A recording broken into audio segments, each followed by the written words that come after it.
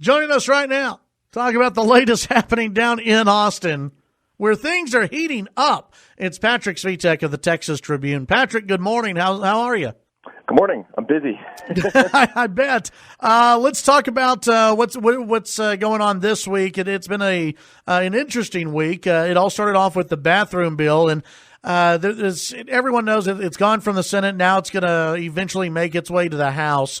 But there's a lot of back and forth between members of the Senate and the House about the importance of this, and then also really a battle being played out in the media, it seems, between House Speaker Joe Straus and Lieutenant Governor Dan Patrick, right?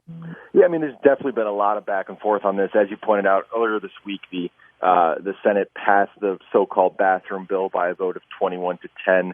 All 20 Republicans supported it, as did that one Democrat that we've previously discussed, Eddie Lucio, the Democrat from the Valley. And so that had been relatively predictable to vote. And now this whole debate turns to how receptive the House is going to be to this legislation. Obviously, the House Speaker Joe Straus has been saying for a while he's not a fan of this bill. There were some signs yesterday that it may get a hearing in one committee at least at some point in this session, but there are still absolutely no guarantees, I think, that this is going to be received too warmly in the House, especially as you see this week, the House is indicating that it is prioritizing the budget above everything else, and it's asking the Senate to prioritize its budget above everything else, and so that is also part of the dynamic I think that you were getting at there between the Speaker and the Lieutenant Governor. Well, and what was it? Was there you had a story earlier this week where the Lieutenant Governor said that Straus is out of touch with voters on this? I mean, Are we going to keep seeing this play out, in which, members of the media, we don't mind, but are we going to keep seeing this play out where, you have the House Speaker and the Lieutenant Governor kind of going to war with each other? And really, I guess a lot of it's coming from the Lieutenant Governor's side.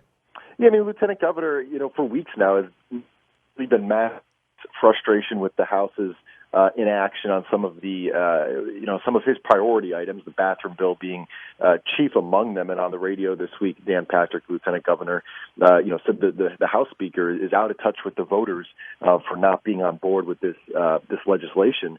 And as always, this goes back to the argument the Lieutenant Governor has been making, that polling that he's done and that other entities have done have shown that there's wide support for this across the state.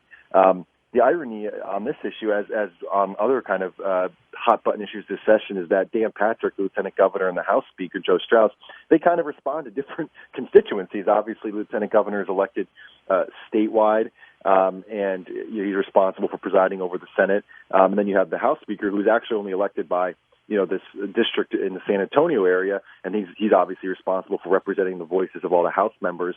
And so it's always interesting when we start talking about which voters exactly each statewide leader is representing, and that always creates some friction. Yeah.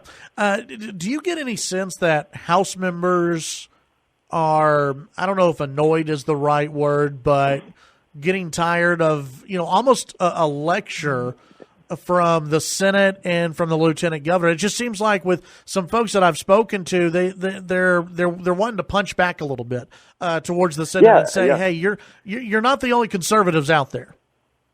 Yeah, I think to some of them, the more they hear publicly from the Lieutenant Governor and even the Governor pressuring them to kind of go along with their priorities, the more they kind of dig in their heels and say, we're going to do our own thing. Thank you, but no thank you in some ways. Yeah. That's obviously not all House members, but it's just some of them, and I think that's the reaction that you get when if you're Dan Patrick and you go on, a radio show in the morning and begin to berate them. Yeah, which, I mean, listen, we're, as a radio host, come on, keep doing it. It is interesting. It's interesting to see it play out. It just seems like, to me, compared this session, and I know there's always animosity between the two chambers, but it just seems like this year there's a little bit more. It's amped up maybe a little bit earlier, and then this is just over the bathroom bill. Forget about the budget, which the two chambers are vastly. I mean, they're far apart on that. The House is wanting to dip into the rainy day fund, right? Yeah, exactly.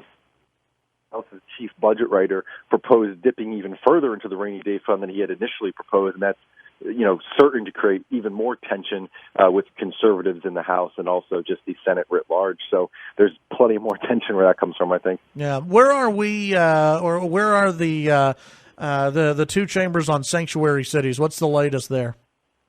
Yeah, so the House State Affairs Committee took up anti-sanctuary cities legislation this week and made very, very clear that they're going to be taking their time on it.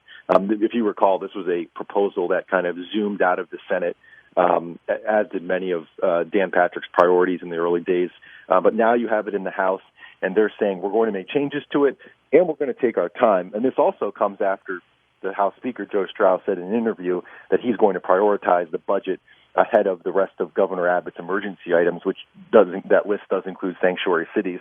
One of, I think, the big changes that they're looking at, or at least significant changes they're looking at making in the House to this bill, is dealing with a provision that deals with how and when a law enforcement officer can inquire about the status of an undocumented immigrant if the person is arrested.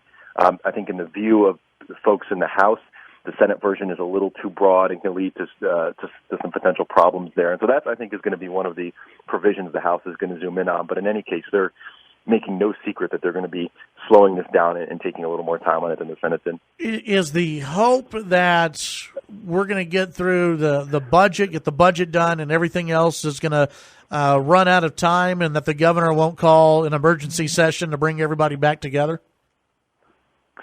I think it's a little premature to predict that. That's certainly a scenario that some of them, maybe more cynical members of the House are talking about. Yeah. But at this point, I think it's I think, for example, something like sanctuary cities. I think the House. I think there's no reason to be skeptical the House will ultimately pass that in their own form, albeit. But that's an issue I think that there is enough support there to ultimately get done after the budget is complete. Very interesting. What are some of the other big items that maybe people missed it, with the not top headline, bathroom bill, sanctuary cities, that's going to dominate. So is the budget. What are some of the other things that are just kind of happening around the Capitol this week that people may have missed out on? Well, I hate to talk about another bathroom bill thing, but there was a rally on the steps of the Capitol yesterday, kind of a victory lap for some bathroom bill supporters. Lois Kolkhorst, the author of the bill, was there. Rafael Cruz, the father of Senator Ted Cruz, was there. His message was very clear. He wants the House to give this a vote. He wants, supporters of the bill to, he said, melt the phones of state representatives and make sure that they have to go on the record with their position on this. That was one event we saw at the Capitol this week. Something that we've talked about in this show before, this isn't related to the legislature, but there was more sniping this week in the Ken Paxton case. He's faced trying to fight securities fraud charges, set to go to trial May 1st. And the prosecutors and his lawyers have just been going at it this week over the prosecutors' request to delay the trial until they can get paid. The filings have just been flying back and forth, and hopefully next week, or in the week after that, we'll actually start seeing some rulings in some of these pretrial motions that have created so much controversy. Interesting. I know you had a story out last night about Senator Ted Cruz and his re-elect campaign, correct?